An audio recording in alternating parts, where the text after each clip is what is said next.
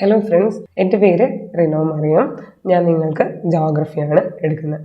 അപ്പം കഴിഞ്ഞ ക്ലാസ്സുകളിലായിട്ട് നമ്മൾ ഇന്ത്യൻ ജോഗ്രഫിയുടെ കുറച്ച് ഇൻട്രൊഡക്ടറി പോർഷൻസ് കണ്ടിരുന്നു അല്ലേ? കഴിഞ്ഞ 2 സെഷൻസിൽ ഒരു സെഷനിൽ നമ്മൾ ഇന്ത്യൻ പ്ലേറ്റിൻ്റെ മൂവ്മെൻറ്റിനെ കുറിച്ചും ഡിസ്കസ് ചെയ്തു. രണ്ടാമത്തെ വീഡിയോയിൽ ഇന്ത്യയുടെ ബേസിക് ഫാക്ട്സും ഡിസ്കസ് ചെയ്തു.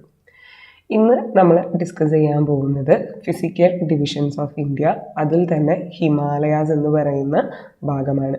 അപ്പോൾ ഹിമാലയാസ് എന്ന ടോപ്പിക്ക് നമ്മൾ 2 സെഷൻസ് ആയിട്ടാണ് കംപ്ലീറ്റ് ചെയ്യുന്നത്. അതിൻ്റെ ഫസ്റ്റ് സെഷനായിരിക്കും ഇന്ന് നമ്മൾ എടുക്കുന്നത്. അപ്പോൾ നമുക്ക് നോക്കാം ഇന്ത്യയുടെ ഫിസിക്കൽ ഡിവിഷൻസ്. ഇന്ത്യയെ നമുക്ക് 6 ഫിസിക്കൽ ഡിവിഷൻസ് ആയിട്ട് ഡിവൈഡ് ചെയ്യാം. ഇന്ത്യയിൽ 6 ഭൂരൂപങ്ങളാണ് ഉള്ളത്, അല്ലെങ്കിൽ 6 ഫിസിക്കൽ ഡിവിഷൻസ് ആണ് ഉള്ളത്. ഏതൊക്കെയാണ് ആ ഫിസിക്കൽ ഡിവിഷൻസ്? ഇന്ത്യയിൽ വരുന്ന ഫസ്റ്റ് ഫിസിക്കൽ ഡിവിഷൻ, ഇന്ത്യയുടെ നോർത്തേൺ ബൗണ്ടറി ക്രിയേറ്റ് ചെയ്യുന്ന ഫിസിക്കൽ ഡിവിഷനാണ് ഹിമാലയ.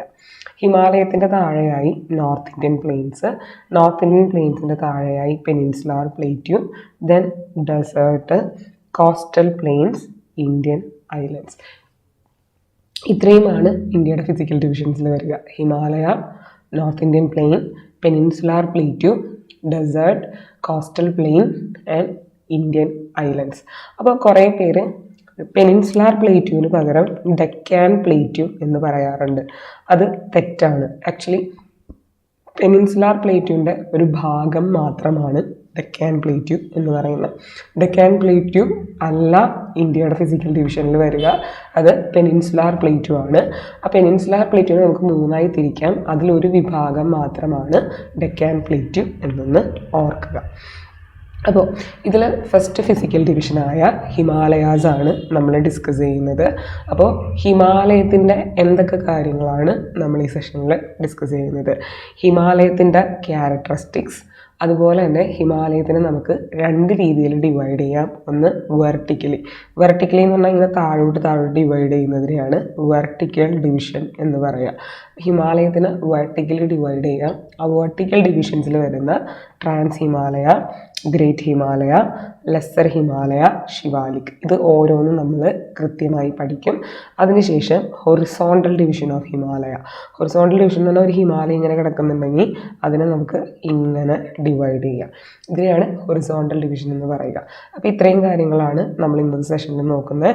1 ഹിമാലയാസ്, അതിൻ്റെ ക്യാരക്ടറിസ്റ്റിക്സ്. 2 അതിൻ്റെ വെർട്ടിക്കൽ ഡിവിഷനും ഹൊറിസോണ്ടൽ ഡിവിഷനും. അപ്പോൾ അതിൽ വെർട്ടിക്കൽ ഡിവിഷൻ ആയിരിക്കും നമ്മൾ ഇന്ന് മെയിനായിട്ട് കോൺസെൻട്രേറ്റ് ചെയ്യുക. അപ്പോൾ ഞാൻ നിങ്ങളോട് പറഞ്ഞായിരുന്നു ഇന്ത്യയെ 6 ഫിസിക്കൽ ഡിവിഷനായിട്ട് തിരിക്കാം. അതിൽ നിങ്ങൾ ഈ ബ്ലൂ കളറിൽ കാണുന്നതാണ് ഹിമാലയാസ് എന്ന് പറയുന്നത്. ഈ ഒരു ഡിവിഷനാണ് ഹിമാലയ. ഈ യെല്ലോ കളറിൽ കാണുന്നതാണ് ഡെസേർട്ട് എന്ന് പറയുന്നത്. ഇനി ഇവിടെ ഡെക്കാൻ പ്ലേറ്റ്യൂ കാണിച്ചിട്ടുണ്ട്. ഈ ഡെക്കാൻ പ്ലേറ്റ്യൂവും ഈ യെല്ലോ പാർട്ടും ഇത് രണ്ടും കൂടെ ചേരുന്നതിനെയാണ് നമ്മൾ പെനിൻസുലാർ പ്ലേറ്റ്യൂ എന്ന് പറയുന്നത്. ഇതിനെയാണ് നമ്മൾ പെനിൻസുലാർ പ്ലേറ്റ്യൂ എന്ന് പറയുന്നത്. ഇനി ഈ 2 ഭാഗങ്ങളിലായിട്ട് കാണുന്ന കോസ്റ്റൽ റീജിയനെയാണ് നമ്മൾ കോസ്റ്റൽ പ്ലെയിൻ എന്ന് പറയുന്നത്. ഇതും കോസ്റ്റൽ പ്ലെയിൻ ആണ്, 2 കോസ്റ്റൽ പ്ലെയിനുകൾ. ഇനി ഈ ഹിമാലയത്തിന് താഴെയായി കാണുന്നതാണ് നോർത്ത് ഇന്ത്യൻ പ്ലെയിൻസ് എന്ന് പറയുന്നത്. ഇത് കൂടാതെ ഇന്ത്യക്ക് 2 ഭാഗങ്ങളിലായിട്ട്, അതായത് അറേബ്യൻ സീയിലും ബേ ഓഫ് ബംഗാളിലുമായിട്ട് 2 ഐലൻഡ്സ് ഉണ്ട്. ആൻഡമാൻ നിക്കോബർ ഐലൻഡും അതുപോലെ തന്നെ ലക്ഷദ്വീപ് ഐലൻഡ്സും. അപ്പോൾ ഇത്രയുമാണ് ഇന്ത്യയുടെ ഫിസിക്കൽ ഡിവിഷൻസ് എന്ന് പറയുന്നത്. ഇതിൽ ബ്ലൂ കളർ ഇൻഡിക്കേറ്റ് ചെയ്യുന്നത് ഹിമാലയത്തിനെയാണ്. ഈ ഗ്രീൻ കളറിൽ മുകളിൽ കാണുന്നത് നോർത്ത് ഇന്ത്യൻ പ്ലെയിൻസ് ആണ്. ഇനി ഡെക്കാൻ പ്ലേറ്റ്യൂവും അതുപോലെ തന്നെ ഈ യെല്ലോ പാർട്ടും, ഇത് രണ്ടും കൂടെ കൂട്ടിയിട്ടാണ് നമ്മൾ പെനിൻസുലാർ പ്ലേറ്റ്യൂ എന്ന് പറയുന്നത്. പെനിൻസുലാർ പ്ലേറ്റ്യൂവിൻ്റെ അപ്പുറമായിട്ട് കോസ്റ്റൽ പ്ലെയിൻസ് ഉണ്ട്. ദെൻ രാജസ്ഥാൻ, ഗുജറാത്ത് ഭാഗങ്ങളിൽ ഡെസേർട്ട് ഉണ്ട്. ഇത് കൂടാതെ ഇന്ത്യക്ക് ഐലൻഡ്സ് ഉണ്ട്, ആൻഡമാൻ നിക്കോബർ ഐലൻഡും അതുപോലെ തന്നെ ബേ ഓഫ് ബംഗാൾ ഐലൻഡും. ഇനി നമ്മൾ ഹിമാലയാസ് നോക്കാൻ പോവുകയാണ്, ഫസ്റ്റ് ഡിവിഷൻ. അപ്പോൾ ഹിമാലയ എന്ന് പറഞ്ഞാൽ അർത്ഥം എന്താ? ഹിം ആലയ, that means abode of snow. അതായത് ഹിമത്തിൻ്റെ ആലയം, അല്ലെങ്കിൽ നമുക്ക് പറയാം അബോർഡ് ഓഫ് സ്നോ എന്നാണ് അർത്ഥം. ഹിമത്തിൻ്റെ ആലയം അല്ലെങ്കിൽ അബോർഡ് ഓഫ് സ്നോ. ഇനി ഇതിൻ്റെ ഷേപ്പ് നോക്കിക്കേ, ഇതിനൊരു ക്രസൻ ഷേപ്പാണ്. നിങ്ങൾക്ക് കാണാം ഇത് സ്ട്രെയിറ്റ് അല്ല, ഇതിങ്ങനെ സ്ട്രെയിറ്റ് ആയിട്ടല്ല കിടക്കുന്നത്, ഇതിനൊരു ക്രസൻ ഷേപ്പാണ്, ചന്ദ്രക്കലയുടെ ആകൃതിയാണ്. ഇനി എന്താണ് ഹിമാലയ എന്ന് പറഞ്ഞാൽ? ഹിമാലയ എന്ന് പറഞ്ഞു കഴിഞ്ഞാൽ ജിയോളജിക്കലി യങ് ആയിട്ടുള്ള ഫോൾഡ് മൗണ്ടൻ ആണ്. അപ്പോൾ യങ് ഫോൾഡ് മൗണ്ടൻസ് ആണ് എന്ത് ഹിമാലയാസ് എന്ന് പറയുന്നത്. ഇനി ഹിമാലയത്തിൻ്റെ പ്രത്യേകത എന്ന് പറയുന്നത് ഹിമാലയം ഇന്ത്യയുടെ നോർത്തേൺ ബൗണ്ടറി ക്രിയേറ്റ് ചെയ്യുന്നു. ഹിമാലയത്തിൻ്റെ ഒരു ലെങ്ത് എന്ന് പറയുന്നത് 2400 കിലോമീറ്റേഴ്സ് ആണ്. അപ്പോൾ ഹിമാലയ എന്താണ്? ഹിമാലയ എന്നുള്ള വേർഡിൻ്റെ അർത്ഥം അബോർഡ് ഓഫ് സ്നോ, അതായത് സ്നോ ഇരിക്കുന്ന സ്ഥലം. എന്താണ് ഷേപ്പ്? ഇതിൻ്റെ ഷേപ്പ് എന്ന് പറയുന്നത് ക്രസൻ ഷേപ്പാണ്. ഇനി എന്താണ് ഹിമാലയം? അത് യങ് ഫോൾഡ് മൗണ്ടൻ ആണ്. ഇന്ത്യയുടെ നോർത്തേൺ ബോർഡർ ക്രിയേറ്റ് ചെയ്യുന്നു. ഏകദേശം 2400 കിലോമീറ്റേഴ്സോളം നീളവുമുണ്ട്. ഇനി നമ്മുടെ ഹിമാലയൻ മൗണ്ടൻസിൻ്റെ ഒരു ഓറിയൻറ്റേഷൻ അല്ലെങ്കിൽ ചരിവ് എന്ന് പറയുന്നത് വെസ്റ്റിൽ നിന്ന് ഈസ്റ്റിലോട്ടാണ്. ഹിമാലയം ഇങ്ങനെയാണ് കിടക്കുന്നത്, അതുകൊണ്ടാണ് പറയുന്നത് വെസ്റ്റ് ടു ഈസ്റ്റ് ആണ് ഹിമാലയത്തിൻ്റെ ഡയറക്ഷൻ. ഇനി ഹിമാലയത്തിൻ്റെ വെസ്റ്റിലായി വരുന്ന നദിയാണ് ഇൻഡസ്. ഹിമാലയത്തിൻ്റെ ഈസ്റ്റിൽ വരുന്ന നദിയാണ് ബ്രഹ്മപുത്ര എന്ന് പറയുന്നത്. അപ്പോൾ നിങ്ങൾ ഈ ഒരു അടുത്തൊരു പിക്ചർ ഞാൻ കാണിച്ചു തരാം. അതിൽ ഈ പറയുന്ന കാര്യങ്ങൾ നിങ്ങൾക്ക് ക്ലിയർ ആയിട്ട് കാണാനായിട്ട് സാധിക്കും. അതായത് ഇവിടെ നിങ്ങൾ നോക്കിക്കഴിഞ്ഞാൽ ഇവിടെ ഒരു നദി കാണാം. ഈ കാണുന്ന നദി കണ്ടോ? ഈ നദിയാണ് ഇൻഡസ് നദി. അപ്പോൾ ഹിമാലയത്തിൻ്റെ വെസ്റ്റിൽ ഇൻഡസ് നദിയാണ്.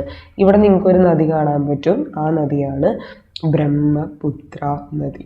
അപ്പോൾ ഹിമാലയത്തിൻ്റെ വെസ്റ്റിൽ ഇൻഡസ് നദിയും ഈസ്റ്റിൽ ബ്രഹ്മപുത്ര നദിയുമാണ്. ഇനി നിങ്ങൾ ഇങ്ങോട്ട് നോക്കിക്കേ, ഹിമാലയത്തിന് ഹിമാലയത്തിന് വെസ്റ്റിൽ വീതി കൂടുതലാണ്. ഈസ്റ്റിലോട്ട് പോരും തോറും ഹിമാലയത്തിൻ്റെ വീതി കുറയുന്നതായിട്ട് കാണാനായിട്ട് സാധിക്കും. അപ്പോൾ ഹിമാലയം വെസ്റ്റിൽ വിഡ്ത്ത് കൂടുതലാണ്, എന്നാൽ അതേസമയം ഈസ്റ്റിലോട്ട് പോകും തോറും അതിൻ്റെ വിഡ്ത്ത് കുറയുന്നതായിട്ട് കാണാനായിട്ട് സാധിക്കും. അപ്പോൾ അതാണ് ഇവിടെ പറഞ്ഞേക്കുന്നത്. വെസ്റ്റിൽ വിഡ്ത്ത് എന്ന് പറയുന്നത് 400 കിലോമീറ്റേഴ്സ് വരും, എന്നാൽ ഈസ്റ്റിലോട്ട് വരുമ്പോൾ വിഡ്ത്ത് എന്ന് പറയുന്നത് 150 കിലോമീറ്റേഴ്സ് ആയിട്ട് ചുരുങ്ങും. ഇനി വെസ്റ്റിൽ നിന്ന് ഈസ്റ്റിലോട്ട് പോകുന്തോറും ഹിമാലയൻ മൗണ്ടൻസിൻ്റെ ഉയരം കൂടുന്നു. അപ്പോൾ നിങ്ങളത് മനസ്സിലാക്കണം. കുറേ പേരുടെ വിചാരം എന്ന് പറയുന്നത് ഹിമാലയത്തിന് ഹൈറ്റ് കൂടുതൽ വെസ്റ്റിലാണെന്നാണ്. പക്ഷേ ഹിമാലയത്തിന് ഹൈറ്റ് കൂടുതൽ വെസ്റ്റിലല്ല, ഹിമാലയത്തിന് ഹൈറ്റ് കൂടുതൽ ഈസ്റ്റിലാണ്. കാരണം നമ്മുടെ മൗണ്ട് എവറസ്റ്റ് ഇരിക്കുന്നത് ഇവിടെയാണ്. മൗണ്ട് എവറസ്റ്റ് ലോകത്തിലെ തന്നെ ഏറ്റവും വലിയ കൊടുമുടി ഇവിടെയാണ്. മൗണ്ട് എവറസ്റ്റ് ഇരിക്കുന്നത് ഇവിടെ. അതുപോലെ തന്നെ മറ്റൊരു കൊടുമുടിയാണ് കാഞ്ചൻജംഗ എന്ന് പറയും. കാഞ്ചൻജംഗ അതിരിക്കുന്നതും ഈസ്റ്റിലാണ്. ഉയരം കൂടിയ കൊടുമുടികൾ ഇരിക്കുന്നത് ഈസ്റ്റ് പാർട്ട് ഓഫ് ഹിമാലയത്തിലാണ്. അപ്പോൾ ഹിമാലയത്തിന് ഈസ്റ്റിലോട്ട് പോകുന്തോറും ഉയരം കൂടുന്നു, എന്നാൽ വെസ്റ്റിൽ ഉയരം കമ്പാരിറ്റീവ്ലി കുറവാണ്. പക്ഷെ എന്നാലും ഇവിടെ മൗണ്ട് K2 ഒക്കെ ഇരിക്കുന്നത് ഇവിടെയാണ്. മൗണ്ട് K2 ഗോഡ്വിനോസ്ക് ഇരിക്കുന്നത് വെസ്റ്റിലാണ്. പരീക്ഷയ്ക്ക് ചോദിക്കുകയാണ് ഹിമാലയത്തിന് ഹൈറ്റ് കൂടുതൽ എവിടെ എന്ന് ചോദിച്ചാൽ ഈസ്റ്റിലാണ് ഹൈറ്റ് കൂടുക, വെസ്റ്റിൽ കമ്പാരിറ്റീവ്ലി ഹൈറ്റ് കുറവാണ്. ഓക്കെ ആണല്ലോ. അപ്പോൾ ഇത്രയുമാണ് അതിൻ്റെ ക്യാരക്ടറിസ്റ്റിക്സിൽ നമുക്ക് പറയാനുള്ളത്. അപ്പോൾ ക്യാരക്ടറിസ്റ്റിക്സിൽ ഞാൻ പറഞ്ഞു, ഹിമാലയം എന്ന് പറഞ്ഞാൽ അബോർഡ് ഓഫ് സ്നോ, അതിൻ്റെ ഷേപ്പ് ക്രസൻ ഷേപ്പാണ്. അതൊരു യങ് ഫോൾഡ് മൗണ്ടൻ ആണ്. ഏകദേശം 2400 കിലോമീറ്റർ നീളമുണ്ട്. വെസ്റ്റിൽ നിന്ന് ഈസ്റ്റിലോട്ടാണ് ചരിഞ്ഞ് കിടക്കുന്നത്. വെസ്റ്റിൽ വീതി കൂടുതലാണ്, ഈസ്റ്റിലോട്ട് വരുന്തോറും നാരോ ആയിക്കൊണ്ടിരിക്കും. ഇനി അതിന് ഹൈറ്റ് കൂടുതൽ എവിടെയാണ്? ഈസ്റ്റിലാണ് ഓൾട്ടിറ്റ്യൂഡിനൽ ഡിഫറൻസസ് കൂടുതൽ. ഇനി നമ്മൾ പറയാൻ പോകുന്ന കാര്യം, ഹിമാലയത്തിന് പല റേഞ്ചസ് ആയിട്ട് നമുക്ക് ഡിവൈഡ് ചെയ്യാം. ഹിമാലയത്തിന് നമുക്ക് പല റേഞ്ചസ് ആയിട്ട് നമുക്ക് ഡിവൈഡ് ചെയ്യാനായിട്ട് സാധിക്കും. അപ്പോൾ 2 രീതിയിലാണ് നമ്മൾ ഹിമാലയത്തിന് ഡിവൈഡ് ചെയ്യുക. ഒന്ന് വെർട്ടിക്കൽ അല്ലെങ്കിൽ ലാറ്റിറ്റ്യൂഡിനൽ ഡിവിഷൻ എന്ന് പറയും. നമ്മൾ ലാറ്റിറ്റ്യൂഡ്സ് എങ്ങനെ വരയ്ക്കുക? ഇങ്ങനെയല്ല ലാറ്റിറ്റ്യൂഡ്സ് വരയ്ക്കുക. അപ്പോൾ ലാറ്റിറ്റ്യൂഡിനൽ വൈസ് നമ്മൾ ഹിമാലയത്തിനെ ഡിവൈഡ് ചെയ്യുന്നതിനെയാണ് വെർട്ടിക്കൽ ഡിവിഷൻ എന്ന് പറയുക. ഇനി ഹൊറിസോണ്ടൽ ഡിവിഷൻ ഉണ്ട്. ഹിമാലയത്തിനെ നമുക്ക് ഇങ്ങനെ കട്ട് ചെയ്യാം. ഇതിനെയാണ് ഹൊറിസോണ്ടൽ അല്ലെങ്കിൽ ലോഞ്ചിറ്റ്യൂഡിനൽ. നമ്മൾ ലോഞ്ചിറ്റ്യൂഡ് എങ്ങനെ വരയ്ക്കുക? മേളിൽ നിന്ന് താഴോട്ട്. അപ്പോൾ ഇതിനെ നമ്മൾ വിളിക്കുന്ന ലോഞ്ചിറ്റ്യൂഡിനൽ ഡിവിഷൻ അല്ലെങ്കിൽ ഹൊറിസോണ്ടൽ ഡിവിഷൻ എന്നാണ് വിളിക്കുക. അപ്പോൾ ഹിമാലയത്തിന് വെർട്ടിക്കൽ ഡിവിഷനും ഉണ്ട്, അതുപോലെ തന്നെ ഹിമാലയത്തിന് ഹൊറിസോണ്ടൽ ഡിവിഷനും ഉണ്ട്. അപ്പോൾ ഈ രണ്ട് രീതിയിലും നമുക്ക് ഹിമാലയത്തിന് എന്ത് ചെയ്യാം? ഡിവൈഡ് ചെയ്യാനായിട്ട് സാധിക്കും. ഇനി നമുക്ക് നോക്കാനുള്ളത് വെർട്ടിക്കൽ ഡിവിഷൻ ഓഫ് ഹിമാലയാസ് ആണ്. വെർട്ടിക്കൽ ഡിവിഷൻ ഓഫ് വെർട്ടിക്കലി നമ്മൾ ഹിമാലയത്തിന് 4ആയിട്ടാണ് തിരിക്കുന്നത്. അതായത് trans Himalaya, great Himalaya, lesser Himalaya and Shivalik. നിങ്ങൾക്ക് ഈ പിക്ചറിൽ കാണാവുന്നതാണ്. ഈ 3 റേഞ്ചസിനെ ഒരുമിച്ച് വിളിക്കുന്ന പേരാണ് ട്രാൻസ് ഹിമാലയ. അപ്പോൾ ഏറ്റവും മുകളിൽ വരുന്ന ഹിമാലയ ട്രാൻസ് ഹിമാലയമാണ്. അതിൻ്റെ താഴെ നിങ്ങൾക്ക് ഇവിടെ ഒരു കണ്ടിന്യൂസ് റേഞ്ച് കാണാൻ പറ്റും. ഇതിന് വിളിക്കുന്ന പേരാണ് ഗ്രേറ്റ് ഹിമാലയ. ഇനി അതിൻ്റെ തൊട്ട് താഴെയായിട്ട് ഇങ്ങനെ വിട്ട് നിൽക്കുന്ന റേഞ്ചസ് കാണാൻ പറ്റും. അതിനെയാണ് മിഡിൽ ഹിമാലയ എന്ന് പറയുന്നത്. ഇനി ഏറ്റവും താഴെ കാണുന്ന റേഞ്ചാണ് ശിവാലിക് എന്ന് പറയുന്നത്. അപ്പോൾ ഇതിൻ്റെ വേറൊരു പിക്ചർ ഞാൻ നിങ്ങൾക്ക് കാണിച്ചു തരാം. അപ്പോൾ നിങ്ങൾക്കിത് കുറച്ചും കൂടെ ക്ലിയർ ആയിട്ട് മനസ്സിലാവും. അപ്പോൾ ഈ പിക്ചർ എടുത്ത് നോക്കിയേ. ഇതിൽ ആദ്യത്തെ 3 വരകൾ ഇതാണ് ട്രാൻസ് ഹിമാലയ എന്ന് പറയുന്നത്. ഇനി അത് കഴിഞ്ഞ് നിങ്ങൾക്ക് ഇവിടെ കണ്ടിന്യൂസ് ആയിട്ടൊരു റേഞ്ച് കാണാം. അതിനെയാണ് ഗ്രേറ്റ് ഹിമാലയ എന്ന് പറയുന്നത്. ഇ എന്ന് മാർക്ക് ചെയ്തിരിക്കുന്നതാണ് ഇവിടെ ഗ്രേറ്റ് ഹിമാലയ. ഇനി അത് കഴിഞ്ഞാൽ നിങ്ങൾക്ക് ഇവിടെ വിട്ടിരിക്കുന്ന ഹിമാലയൻ റേഞ്ചസ് കാണാം. അതാണ് ലെസ്സർ ഹിമാലയ. ഏറ്റവും താഴെയായിട്ട് വീണ്ടും ഒരു കണ്ടിന്യൂസ് റേഞ്ച് കാണാം. അതിനെയാണ് ശിവാലിക് എന്ന് പറയുന്നത്. അപ്പോൾ ഇനി ഓരോ റേഞ്ചസും നമുക്ക് ഡീറ്റെയിൽഡ് ആയിട്ട് നോക്കണം. ഫസ്റ്റ് വരുന്നത് ഗ്രേറ്റ് ഹിമാലയൻ റേഞ്ചസ് ആണ്. അപ്പോൾ ഫസ്റ്റ് വരുന്നത് ട്രാൻസ് ഹിമാലയാസ് ആണ്. അപ്പോൾ നമുക്ക് നോക്കാം. ട്രാൻസ് ഹിമാലയ, ശരിക്കും ട്രാൻസ് ഹിമാലയ എന്ന് പറയുന്ന ഭാഗമാണ് മില്യൺസ് ഓഫ് ഇയേഴ്സ് മുന്നേ ആദ്യമായി ഫോം ചെയ്തത്. ഹിമാലയ ഫോം ചെയ്തപ്പോൾ ആദ്യമായി ഫോം ചെയ്തത് ട്രാൻസ് ഹിമാലയാണ്. പിന്നീട് കുറേ വർഷങ്ങൾ കഴിഞ്ഞിട്ടാണ് ഗ്രേറ്റ് ഹിമാലയ, ലെസ്സർ ഹിമാലയ, ശിവാലിക് ഇത് 3ഉം ഫോം ചെയ്തിരിക്കുന്നത്. അപ്പോൾ ഒരുപാട് വർഷങ്ങൾക്ക് മുന്നേ ഫോം ചെയ്തതാണ് എന്ത്? നമ്മുടെ ട്രാൻസ് ഹിമാലയ. ആ ട്രാൻസ് ഹിമാലയം ഫോം ചെയ്ത് പിന്നീട് ഒരുപാട് വർഷങ്ങൾ കഴിഞ്ഞിട്ടാണ് ബാക്കി 3 ഡിവിഷൻസ് പൊങ്ങി വന്നത്. അതായത് great Himalaya, middle Himalaya and Shivalik. അപ്പോൾ അവർ 3 പേരും ഒരേ ടൈം പീരീഡിൽ പൊങ്ങി വന്നതാണ്. അതിനും ഒരുപാട് മുന്നേ ഫോം ചെയ്തുകൊണ്ടാണ് ഇവരെ നമ്മൾ ട്രാൻസ് ഹിമാലയ എന്ന് വിളിക്കുന്നത്. ഇനി ഈ ട്രാൻസ് ഹിമാലയയ്ക്കും നോർത്തിലിരിക്കുന്ന ആളാണ് ടിബറ്റൻ പ്ലേറ്റ്യൂ. ടിബറ്റൻ പ്ലേറ്റ് കഴിഞ്ഞിട്ടാണ് ട്രാൻസ് ഹിമാലയ ഇരിക്കുന്നത്. അപ്പോൾ ഈ ട്രാൻസ് ഹിമാലയയുടെ മുകളിൽ ടിബറ്റൻ പ്ലേറ്റു ആണ് വരിക. താഴെ ഗ്രേറ്റ് ഹിമാലയാസ് ആണ് വരിക. അപ്പോൾ അത് മറക്കരുത്. ട്രാൻസ് ഹിമാലയയുടെ നോർത്തിൽ ടിബറ്റൻ പ്ലേറ്റ്യൂവും താഴെ ഗ്രേറ്റ് ഹിമാലയവുമാണ് ഇരിക്കുന്നത്. ഇനി ട്രാൻസ് ഹിമാലയത്തിന് നമ്മൾ ടിബറ്റൻ ഹിമാലയ എന്ന് വിളിക്കാറുണ്ട്. കാരണം ഇതിരിക്കുന്നത് ടിബറ്റിലാണ്. മേജർലി ട്രാൻസ് ഹിമാലയ എന്ന ടിബറ്റ് ഭാഗത്താണ്. അതുകൊണ്ട് നമ്മളതിന് ടിബറ്റൻ ഹിമാലയ എന്നും പറയാറുണ്ട്. ഇനി 3 റേഞ്ചസ് ചേർന്നാണ് ട്രാൻസ് ഹിമാലയ ഉണ്ടാവുന്നത്. അപ്പോൾ അതിൽ ഫസ്റ്റ് റേഞ്ചിനെ വിളിക്കുന്ന പേരാണ് കാരാക്കോറം. ഫസ്റ്റ് റേഞ്ചാണ് കാരാക്കോറം. സെക്കൻഡ് റേഞ്ചാണ് ലഡാക്ക്.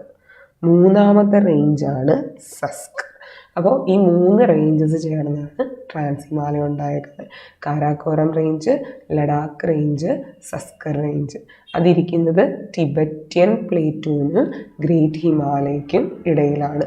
അതായത് ട്രാൻസ് ഹിമാലയയുടെ സൗത്തിലാണ് ഗ്രേറ്റ് ഹിമാലയ, നോർത്തിലാണ് ടിബറ്റൻ പ്ലേറ്റ്യൂ ഇരിക്കുന്നത്.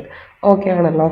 ഇനി അടുത്തത്, അപ്പോൾ നിങ്ങൾക്ക് ഈ പിക്ചറിൽ ഇത് ക്ലിയർ ആയിട്ട് കാണാൻ പറ്റും. എ എന്ന് മാർക്ക് ചെയ്തേക്കുന്നതാണ് കാരാക്കോറം, ബി എന്ന് മാർക്ക് ചെയ്തേക്കുന്നതാണ് ലഡാക്ക്, സി എന്ന് മാർക്ക് ചെയ്തേക്കുന്നതാണ് സസ്കർ. ഓക്കെ, അപ്പോൾ 3 റേഞ്ചസ്. കൈലാഷ് വേറെയാണ്. കൈലാഷ് ഞാൻ പിന്നെ പറഞ്ഞുതരാം, കൈലാഷ് ഇതിൽ വരുന്നതല്ല. അപ്പോൾ ട്രാൻസ് ഹിമാലയയുടെ ഇന്ത്യൻ ഡിവിഷനാണ് കാരാക്കോറം, ലഡാക്ക്, സസ്കർ. ഇതേ ഓർഡറിൽ തന്നെ പഠിക്കണം. പരീക്ഷയ്ക്ക് നോർത്ത് ടു സൗത്ത് അറേഞ്ച് ചെയ്യാനായിട്ട് ചോദിക്കും. ഏറ്റവും നോർത്തിൽ വരുന്നത് കാരാക്കോറം, അത് കഴിഞ്ഞ് ലഡാക്ക്, അത് കഴിഞ്ഞ് സസ്കർ. ഇനി നമുക്ക് ഓരോ റേഞ്ചസും ഡീറ്റെയിൽഡ് ആയിട്ട് നോക്കാം. ഓക്കെ, അപ്പോൾ ഒരു കാര്യം നിങ്ങൾ അറിഞ്ഞിരിക്കണം, ട്രാൻസ് ഹിമാലയത്തിൻ്റെ പ്രത്യേകത എന്താണെന്ന് ചോദിച്ചു കഴിഞ്ഞാൽ അതിന് എക്സ്ട്രീമിറ്റീസിൽ വീതി കുറവാണ്, എന്നാൽ സെൻറ്ററിൽ വീതി കൂടുതലാണ്. എക്സ്ട്രീമിറ്റീസിൽ 40 കിലോമീറ്റേഴ്സ് അതിന് എന്തുള്ളൂ, വിഡ്ത്തുള്ളൂ. എന്നാൽ സെൻറ്ററിൽ അതിൻ്റെ വിഡ്ത്ത് എന്ന് പറയുന്നത് 225 കിലോമീറ്റർ ആണ്. അതായത് എക്സ്ട്രീമിറ്റീസിൽ അത് ചുരുങ്ങിയിരിക്കും, മിഡിൽ പോർഷനിൽ വിഡ്ത്ത് കൂടുതലാണ്. ഇനി ഇതിൽ ആദ്യം വരുന്ന റേഞ്ചാണ് കാരാക്കോറം റേഞ്ച്. കാരാക്കോറം ആ വേർഡിൽ തന്നെയുണ്ട്. കാര എന്ന് പറഞ്ഞാൽ ബ്ലാക്ക് എന്നാണ് അർത്ഥം. അപ്പോൾ കാരാക്കോറം എന്ന് പറഞ്ഞു കഴിഞ്ഞാൽ ബ്ലാക്ക് കളറിലെ മൗണ്ടൻസ് എന്നാണ് അർത്ഥം. എന്തുകൊണ്ടാണ് അതിനിങ്ങനെ വിളിക്കുന്നത്? കാരണം അത് വോൾക്കാനിസം വഴി ഉണ്ടായതാണ്. അപ്പോൾ കാരാക്കോറം റേഞ്ചസ് വോൾക്കാനിക് ഒറിജിനാണ്. അതെങ്ങനെയാണ് വോൾക്കാനിക് ഒറിജിൻ വരുന്നത്? കാരണം നമുക്കറിയാം യുറേഷ്യൻ പ്ലേറ്റും ഇന്ത്യൻ പ്ലേറ്റും കൂട്ടിയിടിച്ചപ്പോൾ അതിനിടയിലുള്ള തേത്യസ് സി ആദ്യം യുറേഷ്യൻ പ്ലേറ്റിൻ്റെ ഉള്ളിലോട്ട് പോയിട്ടുണ്ട്. അപ്പോൾ ഈ തേത്യസ് സി താഴോട്ട് പോയപ്പോഴാണ് അവിടെ വോൾക്കാനിക് മൗണ്ടൻസ് ഫോം ചെയ്തേക്കുന്നത്. നമ്മൾ പഠിച്ചതാണ്, ഒരു കോണ്ടിനെൻ്റൽ പ്ലേറ്റും ഒരു ഓഷ്യൻ പ്ലേറ്റും തമ്മിൽ കൂട്ടിയിടിച്ചാൽ, തമ്മിൽ കൺവേർജ് ചെയ്താൽ ഓഷ്യൻ പ്ലേറ്റ് കോണ്ടിനെൻ്റൽ പ്ലേറ്റിൻ്റെ അടിയിൽ പോകും. അത് കോണ്ടിനെൻറ്റിൻ്റെ ഭാഗത്ത് വോൾക്കാനിക് മൗണ്ടൻസിന് കാരണമാവും. സെയിം പ്രോസസ്സാണ് യുറേഷ്യൻ പ്ലേറ്റും ഇന്ത്യൻ പ്ലേറ്റും കൂട്ടിയിടിച്ചപ്പോൾ തേത്യസ് സിയുടെ ഭാഗം യുറേഷ്യൻ പ്ലേറ്റിനുള്ളിൽ പോയി. അങ്ങനെ യുറേഷ്യൻ പ്ലേറ്റിൽ വോൾക്കാനിക് മൗണ്ടൻസ് ഫോം ചെയ്തു. ആ വോൾക്കാനിക് മൗണ്ടൻസിൻ്റെ ഭാഗങ്ങളാണ് പിന്നീട് കാരാക്കോറമായിട്ട് മാറിയത്. അപ്പോൾ അതൊന്ന് അറിഞ്ഞിരിക്കുക. അപ്പോൾ വോൾക്കാനിക് ഒറിജിൻ ആയതുകൊണ്ടാണ് അത് ബ്ലാക്ക് കളറിൽ കാണുന്നത്. അതുകൊണ്ടാണ് അതിനെ നമ്മൾ കാരാക്കോറം എന്ന് വിളിക്കുന്നത്. അതുകൊണ്ട് തന്നെ ഇന്ത്യയിൽ ഇതിനെ കൃഷ്ണഗിരി റേഞ്ച് എന്ന് വിളിക്കും. കൃഷ്ണ എന്ന് പറഞ്ഞാലും ബ്ലാക്ക് എന്നാണ് അർത്ഥം. അപ്പോൾ കാരാക്കോറം റേഞ്ച് എന്നറിയപ്പെടുന്നുണ്ട്, കൃഷ്ണഗിരി റേഞ്ച് എന്ന് അറിയപ്പെടുന്നുണ്ട്. ഇനി കാരാക്കോറം റേഞ്ചിലാണ് മൗണ്ട് K2 സ്ഥിതി ചെയ്യുന്നത്. മൗണ്ട് K2ൻ്റെ വേറൊരു പേരാണ് ഗോഡ്വിൻ ഓസ്റ്റിൻ. എന്താണ് മൗണ്ട് K2ൻ്റെ പ്രത്യേകത? മൗണ്ട് K2 ആണ് ഇന്ത്യയിലെ ഹയസ്റ്റ് പീക്ക് എന്ന് പറയുന്നത്. പക്ഷേ മൗണ്ട് K2 ഇരിക്കുന്നത് POKയിലാണ്, പാക് ഒക്യുപ്പൈഡ് കാശ്മീരിൽ. അപ്പോൾ ഒരു കാര്യം മനസ്സിലാക്കുക, ഇന്ത്യയിലെ ഹയസ്റ്റ് പീക്ക് ഏതാണ് എന്ന് ചോദിച്ചാൽ അത് മൗണ്ട് K2 ആണ്. പക്ഷെ അതിരിക്കുന്നത് POKയിലാണ്, പാക് ഒക്യുപ്പൈഡ് കാശ്മീരിൽ. അപ്പോൾ പാകിസ്ഥാൻ പിടിച്ചെടുത്ത ഭാഗത്താണ് അതിരിക്കുന്നത്. അതുകൊണ്ട് തന്നെ പരീക്ഷയ്ക്ക് ചോദിക്കുകയാണ്, അൺഡിസ്പ്യൂട്ടഡ് ഇന്ത്യയിലെ ഹയസ്റ്റ് പീക്ക് ഏത് എന്ന് ചോദിച്ചാൽ അത് മൗണ്ട് K2 അല്ല. കാരണം മൗണ്ട് K2 ഇരിക്കുന്നത് ഡിസ്പ്യൂട്ടഡ് ടെറിട്ടറിയിലാണ്. അൺഡിസ്പ്യൂട്ടഡ് ഇന്ത്യയിലെ ഹയസ്റ്റ് പീക്ക് ഏതാണ് എന്ന് ചോദിച്ചാൽ അതിന് ആൻസർ കാഞ്ചൻജംഗയാണ്.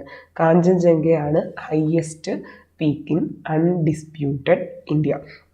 ഇനി കാഞ്ചൻജംഗ സിക്കിമിലാണ് ഇരിക്കുന്നത് എന്നുകൂടെ ഓർത്തിരിക്കുക. അത് സിക്കിമിലാണ്. മൗണ്ട് K2 POKയിലാണ് ഇരിക്കുന്നത്. അതാണ് ഇന്ത്യയിലെ ഹയസ്റ്റ് പീക്ക്. പക്ഷേ ഹയസ്റ്റ് പീക്കിന് അൺഡിസ്പ്യൂട്ടഡ് ഇന്ത്യ എന്ന് ചോദിച്ചു കഴിഞ്ഞാൽ മനസ്സിലാക്കുക അതിരിക്കുന്നത് എവിടെയാണ്? അതിരിക്കുന്നത് കാഞ്ചൻജംഗ സിക്കിമിലാണ്. ഇനി ഈ കാരാക്കോറം റേഞ്ച് ഉത്ഭവിക്കുന്നത് പാമീർ നോട്ടിൽ നിന്നാണ്. അപ്പോൾ പാമീർ നോട്ട് നിങ്ങൾ ജസ്റ്റ് ഒന്ന് മനസ്സിലാക്കണം. ഇന്ത്യക്ക് മുകളിൽ തജക്കിസ്ഥാൻ റീജിയനിലാണ് പാമീർ നോട്ട് ഇരിക്കുന്നത്. ഇതിനെയാണ് പാമീർ നോട്ട് എന്ന് വിളിക്കുക. ലോകത്തിൻ്റെ മേൽക്കൂര എന്ന് പറയും. നോട്ട് എന്ന് പറഞ്ഞാൽ കെട്ട് എന്നാണ് അർത്ഥം. എന്താണ് പാമീർ നോട്ടിൻ്റെ സിഗ്നിഫിക്കൻസ്? പാമീർ നോട്ട് എന്ന് പറയുന്നത് ഒരു കോമൺ പോയിൻ്റ് ആണ്. ഇവിടെ നിന്ന് ഒരുപാട് പർവ്വതങ്ങൾ ഉത്ഭവിക്കുന്നുണ്ട്. ഒരു എക്സാമ്പിൾ ഞാൻ കാണിച്ചു തരാം. ഈ പാമീർ നോട്ട് ഒരു സിംഗിൾ ഏരിയ ആണ്.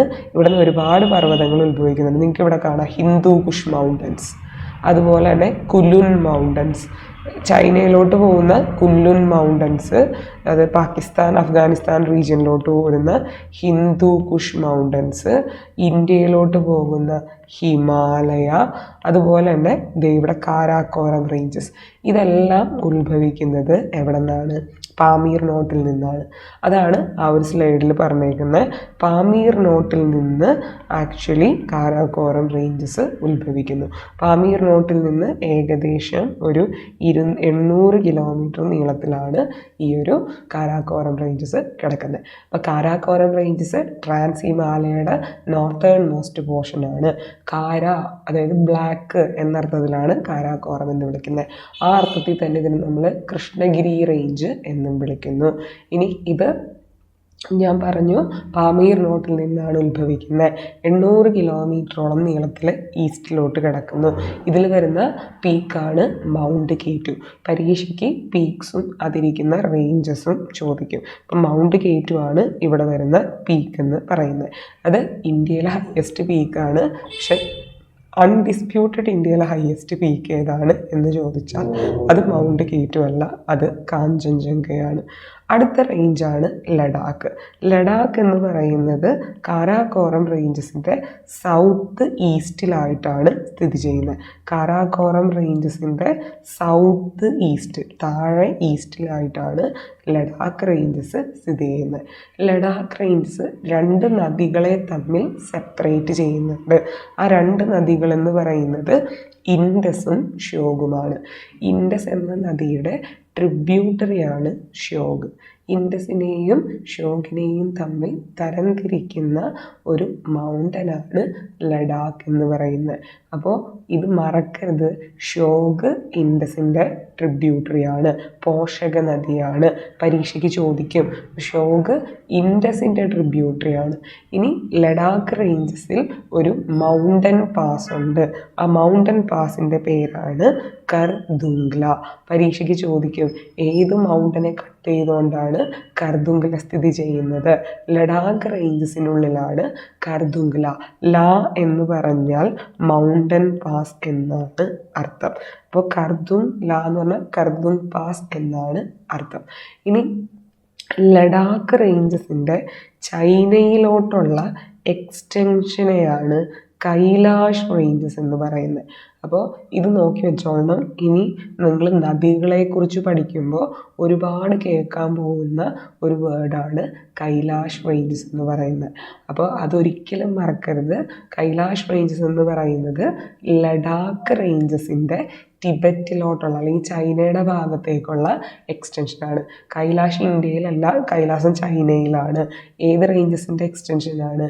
ലഡാക്ക് റേഞ്ചസിൻ്റെ എക്സ്റ്റൻഷനാണ് എന്നൊന്ന് ഓർത്തിരിക്കുക. അപ്പോൾ ലഡാക്കിൽ കാണുന്ന ഒരു പ്രധാനപ്പെട്ട സോൾട്ട് വാട്ടർ ലേക്ക് കൂടെയുണ്ട്. അതാണ് പാങ്ങോങ് സോ ലേക്ക്. നമ്മുടെ 3 Idiots സിനിമയിൽ അവസാനം കാണിക്കുന്ന ലേക്ക് ഇതാണ്, പാങ്ങോങ് സോ ലേക്ക്. ഇത് ഇന്ത്യക്കും ചൈനയ്ക്കും ഇടയിലാണ് സിറ്റുവേറ്റ് ചെയ്യുന്നത്. കറണ്ട് അഫയേഴ്സ് പോയിന്റ് ഓഫ് വ്യൂവിൽ വളരെ ഇമ്പോർട്ടൻ്റ് ആണ്. കാരണം കറണ്ട് അഫയേഴ്സിൽ ഇത് ചോദിക്കാറുണ്ട്. ഇന്ത്യ പാകിസ്ഥാനിടയിൽ സ്ഥിതി ചെയ്യുന്ന salt water lake, fresh water ഉള്ള സോൾട്ട് വാട്ടർ ലേക്കാണ് പാങ്ങോങ് സോ എന്ന് പറയുന്നത്. അപ്പോൾ ഈ പാങ്ങോങ് സോ എങ്ങനെയാണ് സോൾട്ട് വാട്ടർ ലേക്ക് ആയത്? മഞ്ഞ് ഉള്ള സ്ഥലങ്ങളിലല്ലേ ഈ ഒരു സാധനം ഇരിക്കുന്നത്. പിന്നെ എങ്ങനെയാണ് ഇതൊരു സോൾട്ട് വാട്ടർ ലേക്ക് ആവുന്നത്? കാരണം ഇത് തേത്യസ് സീയുടെ ബാക്കി വന്ന ഭാഗമാണ്. അപ്പോൾ ഞാൻ പറഞ്ഞു യുറേഷ്യൻ പ്ലേറ്റ് ഇന്ത്യൻ പ്ലേറ്റും കൂട്ടിയിടിച്ചപ്പോൾ തേത്യസ് സീ അതിൻ്റെ ഉള്ളിൽ പെട്ടിട്ടുണ്ട്. ആ തേത്യസ് സീയുടെ ഭാഗമാണ് പാങ്ങോങ് സോ ലേക്കായി മാറിയേക്കുന്നത്. അതുകൊണ്ടാണ് അത് സോൾട്ട് വാട്ടർ ലേക്കായി മാറുന്നത്. അപ്പോൾ നിങ്ങൾക്കിവിടെ കാണാം ചൈനയുടെ LAC അല്ലേ. അപ്പോൾ അതിൻ്റെ ഇടയിലാണ് ഇവിടെ നമുക്ക് കാണാം ഇന്ത്യയുടെ ഭാഗം, ഇന്ത്യയുടെയും ചൈനയുടെ ഇടയിലാണ് പാങ്ങോങ് സോ ലേക്ക് ഇരിക്കുന്നത് എന്നൊന്ന് ഓർത്തിരിക്കുക. ഇനി ലാസ്റ്റ് റേഞ്ചസ് ആണ് സസ്കർ റേഞ്ചസ്. സസ്കർ റേഞ്ചസ് എന്ന് പറയുന്നത് ലഡാക്കിനും താഴെ ഇരിക്കുന്ന റേഞ്ചസ് ആണ്. അപ്പോൾ നമ്മൾ പറഞ്ഞു ആദ്യം വരുന്നത് കാരാക്കോറം കഴിഞ്ഞ് താഴെയായിട്ടാണ് ലഡാക്ക് ഇരിക്കുന്നത്. ലഡാക്കിൻ്റെയും താഴെ ഇരിക്കുന്ന റേഞ്ചാണ് സസ്കർ റേഞ്ച് എന്ന് പറയുന്നത്. അപ്പോൾ Zanskar is situated below Ladakh. ഇനി സസ്കർ റേഞ്ചിനെ കട്ട് ചെയ്തൊഴുകുന്ന നദിയാണ് സസ്കർ റിവർ. അപ്പോൾ അത് പഠിക്കാൻ വലിയ ബുദ്ധിമുട്ടില്ല. സസ്കർ റേഞ്ചിനെ കട്ട് ചെയ്ത് ഒഴുകുന്ന നദി അത് സസ്കർ റിവറാണ്. ഇനി ഈ സസ്കർ റേഞ്ചിൽ വരുന്ന ഒരു പീക്കാണ്, ഒരു പർവ്വതമാണ് നങ്കാ പർവ്വത്. അപ്പോൾ ഇത് ഒരുപാട് പരീക്ഷയ്ക്ക് ചോദിക്കുന്നതാണ്. നങ്കാ പർവ്വത് എവിടെയാണ് ഇരിക്കുന്നത്? നങ്കാ പർവ്വത് ഇരിക്കുന്നത് സസ്കർ റേഞ്ചസിലാണ്. നിങ്ങൾക്ക് ഈ പിക്ചറിൽ കാണാം, ഇതാണ് നങ്കാ പർവ്വത്. സസ്കർ റേഞ്ചസ് ഇങ്ങനെ ഇരിക്കുന്നത്. ഇത് മൗണ്ട് കേറ്റു എന്തിൻ്റെ ഉള്ളിൽ ഇരിക്കുന്നത്? കാരാക്കോറം റേഞ്ചസിൻ്റെ ഉള്ളിലാണ് ഇരിക്കുന്നത്. മറക്കരുത്, നങ്കാ പർവ്വത് നമ്മുടെ ലഡാക്ക് റീജിയനിലാണ്, ഇപ്പോൾ ലഡാക്ക് ടെറിട്ടറിയിലാണ് അത് ഇരിക്കുന്നത്. സസ്കർ റേഞ്ചസിലാണ്. നങ്കാ പർവ്വത് വളരെ ഇമ്പോർട്ടൻ്റ് ആണ്. ഇനി നിങ്ങൾ അങ്ങോട്ട് പോകുമ്പോൾ പല കാര്യങ്ങളും നങ്കാ പർവ്വതിനെ കുറിച്ച് നിങ്ങൾ കേൾക്കും. അപ്പോൾ ഇത്രയുമാണ് നമ്മുടെ ട്രാൻസ് ഹിമാലയത്തിനെ കുറിച്ച് നമുക്ക് പറയാനുള്ളത്. അപ്പോൾ നമ്മൾ പറഞ്ഞു നമ്മുടെ ഹിമാലയത്തിന് 4ആയിട്ട് ഡിവൈഡ് ചെയ്യാം. വെർട്ടിക്കൽ ഡിവിഷനെ കുറിച്ചാണ് നമ്മൾ സംസാരിച്ചുകൊണ്ടിരിക്കുന്നത്. ഹിമാലയത്തിനെ 4ആയിട്ട് വെർട്ടിക്കലി താഴോട്ട് ഡിവൈഡ് ചെയ്യാം. അതിൽ ഫസ്റ്റ് വരുന്നതാണ് ട്രാൻസ് ഹിമാലയ, സെക്കൻഡ് വരുന്നത് ഗ്രേറ്റ് ഹിമാലയ, താഴെ ലെസർ ഹിമാലയ, ഫൈനലി ശിവാലിക്. അപ്പോൾ ട്രാൻസ് ഹിമാലയത്തിനെ കുറിച്ചാണ് നമ്മൾ പറഞ്ഞുകൊണ്ടിരുന്നത്. ട്രാൻസ് ഹിമാലയത്തിനെ നമുക്ക് വീണ്ടും 3ആയിട്ട് തിരിക്കാം. അപ്പോൾ ട്രാൻസ് ഹിമാലയത്തിൻ്റെ 3 ഡിവിഷൻസാണ്: കാരാക്കോറം, അതുപോലെ തന്നെ ലഡാക്ക്, സസ്കർ. കാരാക്കോറം, ലഡാക്ക്, സസ്കർ. അപ്പോൾ ഈ ഓരോ റേഞ്ചസിനെ കുറിച്ചും നമ്മൾ ഡീറ്റെയിൽഡ് ആയിട്ട് നോക്കി. കാരാക്കോറം, കാര എന്ന് പറഞ്ഞാൽ ബ്ലാക്ക് എന്നാണ് അർത്ഥം. അപ്പോൾ അതേ അർത്ഥത്തിൽ തന്നെ നമ്മൾ കൃഷ്ണഗിരി റേഞ്ച് എന്നും പറയും. എന്തുകൊണ്ടാണ് ബ്ലാക്ക് ആവുന്നത്? കാരണം അത് വോൾക്കാനിക് ഒറിജിനാണ്. പിന്നെ നമ്മൾ പറഞ്ഞു കാരാക്കോറം റേഞ്ചസ് ഉത്ഭവിക്കുന്നത് പാമീർ നോട്ടിൽ നിന്നാണ്. അവിടുന്ന് 800 കിലോമീറ്റർ ഈസ്റ്റിലോട്ടാണ് കാരാക്കോറം റേഞ്ചസ് കിടക്കുന്നത്.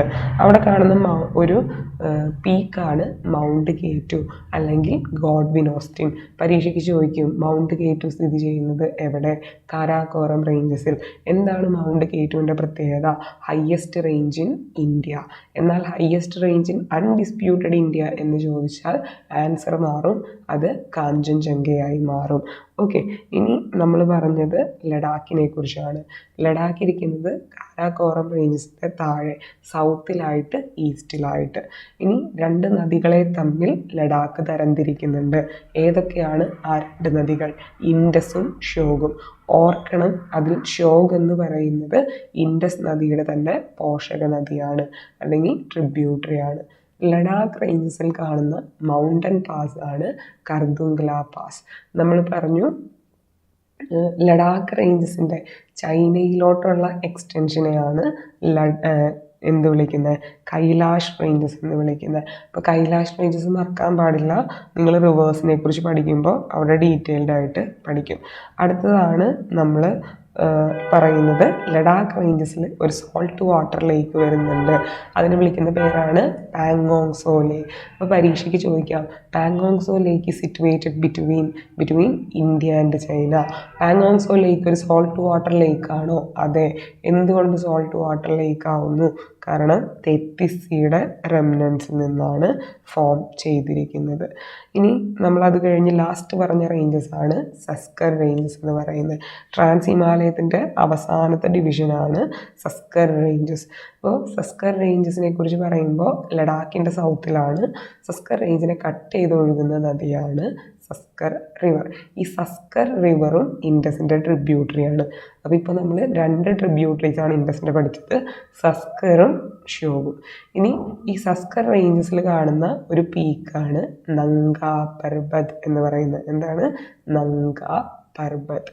ഓക്കെ, അപ്പോൾ ഇതോടുകൂടി ട്രാൻസ് ഹിമാലയ എന്ന ഡിവിഷൻ കഴിഞ്ഞു. ഇപ്പോൾ വെർട്ടിക്കൽ ഡിവിഷൻ കംപ്ലീറ്റ് ആയിട്ടുള്ള വെർട്ടിക്കൽ ഡിവിഷനിലെ ഫസ്റ്റ് ഡിവിഷൻ മാത്രമാണ് നമ്മൾ പഠിച്ചത്, ട്രാൻസ് ഹിമാലയ. അപ്പോൾ അടുത്ത സെഷനിൽ നമുക്ക് ബാക്കി divisions great Himalaya, lesser Himalaya, Shivaliks എന്ന ടോപ്പിക്കുമായി കാണാം. അതുവരെ bye, take care, thank U.